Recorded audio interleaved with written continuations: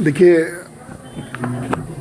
एक कठिन ऑपरेशन जिसके लिए हॉस्पिटल तैयार नहीं था, उसके बावजूद भी परिस्थिति को देखते हुए हजारीबाग के मेडिकल कॉलेज अस्पताल में कई चिकित्सक हैं जो अपनी ड्यूटी पूरी निष्ठा और ईमानदारी पूर्वक करते हैं और अपनी उत्कृष्ट सेवा ज़रूरतमंद मरीजों को प्रदान करते हैं, जिससे मरीजों और उनके परिजनों को बड़ा राहत होता है।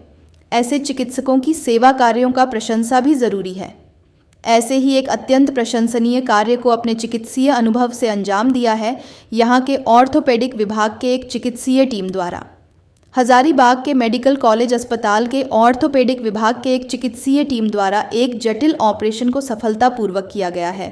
अमूमन यह ऑपरेशन न्यूरोसर्जरी विभाग द्वारा किया जाता है और महानगरों के निजी अस्पतालों में ऐसे ऑपरेशन के 2-3 लाख रुपए खर्च होता है, लेकिन सरकारी अस्पताल में आयुष्मान भारत योजना के तहत ऐसे ऑपरेशन का होना चिकित्सकों की उपलब्धि है। साथ ही ज़रूरतमंद मरीजों के लिए नई उम्मीद की किरण भी प्रस्फुटित होती है। चिकित्सकों के ऐसे सेवा से ज़रूरतमंदों को अपने जीवन को सामान्य बनाने की एक नई आस भी जागती है और सरकारी अस्पताल के प्रति लोगों का विश्वास भी बढ़ता है। इधर इस जटिल ऑपरेशन से प्रभावित होकर हजारीबाग लोकसभा क्षेत्र के सांसद मनीष जायसवाल ने चिकित्सकों के इस पहल की सराहना की और शनिवार की सुबह वे खुद हजारीबाग के मेडिकल कॉलेज अस्पताल के आर्थो ओटी पहुंचकर इस ऑपरेशन में शामिल चिकित्सीय टीम के सभी डॉक्टर और सहयोगियों के साथ अस्पताल प्रबंधन के उपाधीक्षक को शॉल ओढ़ाकर और पुष्प भेंट कर उनका सम्मान किया और हौसल बढ़ाया। सांसद मनीष जायसवाल पहले जनप्रतिनिधि हैं जो सरकारी अस्पताल के हर गतिविधि पर नज़र रखते हैं और ज़रूरतमंद मरीजों के सेवार्थ सदैव तत्पर रहते हैं।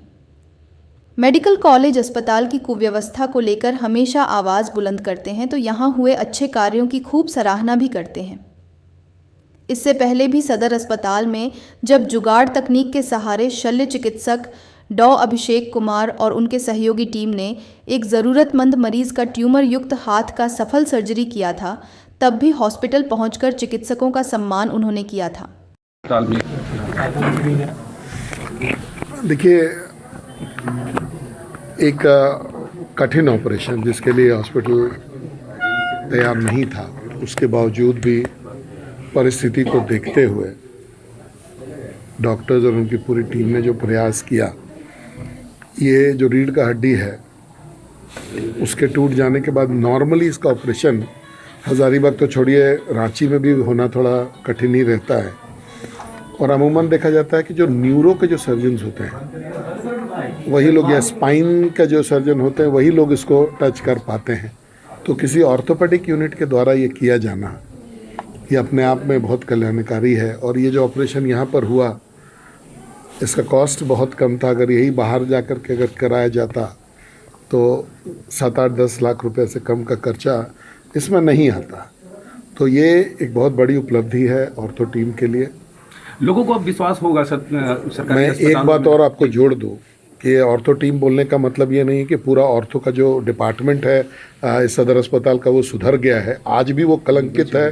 अपने जो इम्प्लांट्स होता है उसको बेचने के लिए आज भी कलंकित है, लेकिन चुनिंदा डॉक्टर्स हैं जो कि सेवा के भाव से इस काम को कर रहे हैं। मतलब मेरे स्टेटमेंट को अदरवाइज मत ले लीजिएगा कि हम पूरे यहाँ ऑर्थोपेडिक डिपार्टमेंट को यहाँ पर हम सर्टिफिकेट दे के जा रहे हैं कि अच्छा काम कर रहा है, ऐसा बिल्कुल नहीं है। आज भी ये कलंकित है ये डिपार्टमेंट।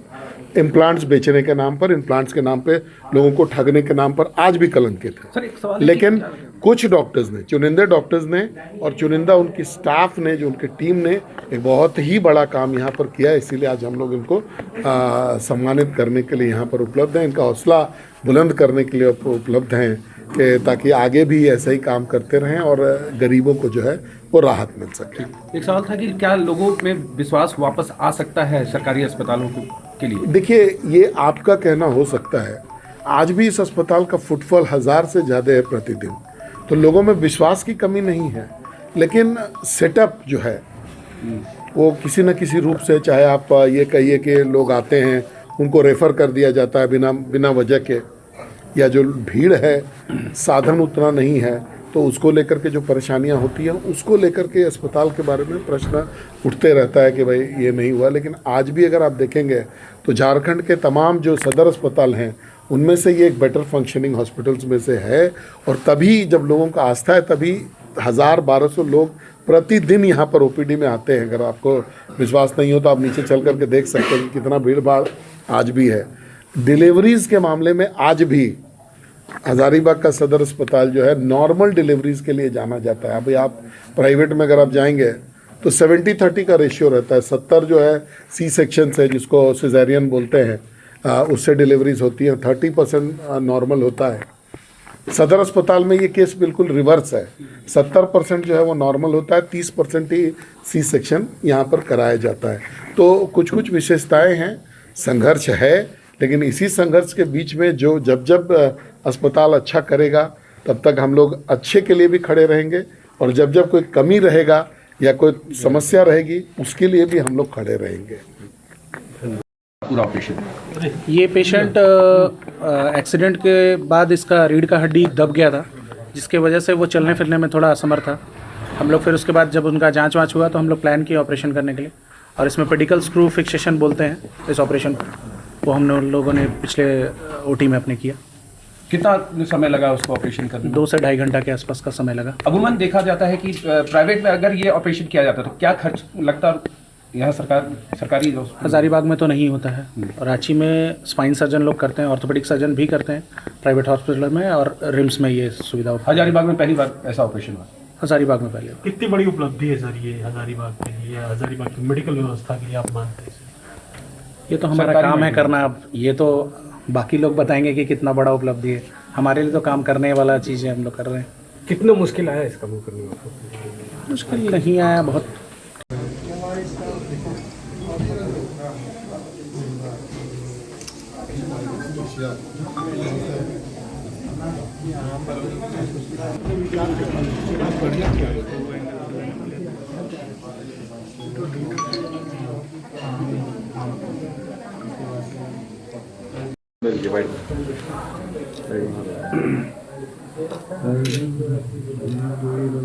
हो गया?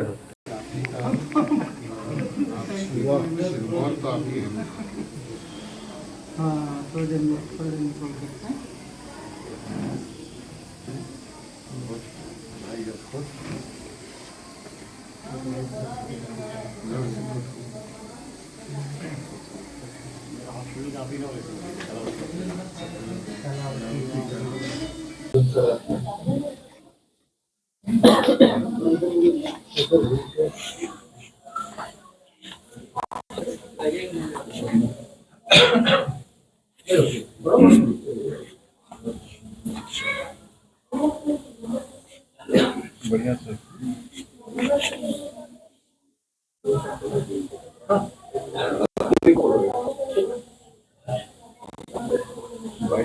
बढ़ाइएगा मत, लाइट बढ़ा दीजिए।